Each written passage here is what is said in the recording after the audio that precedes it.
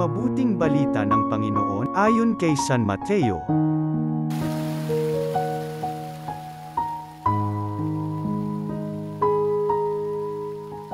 Noong panahong yun, nagtipon-tipon ang mga Fariseo nang mabalitaan nilang napatahimik ni Jesus ang mga Saduseyo.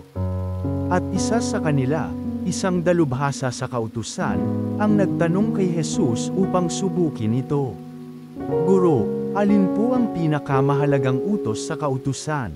Sumagot si Jesus, ibigin mo ang Panginoon mong Diyos ng buong puso, ng buong kaluluwa, at ng buong pag-iisip.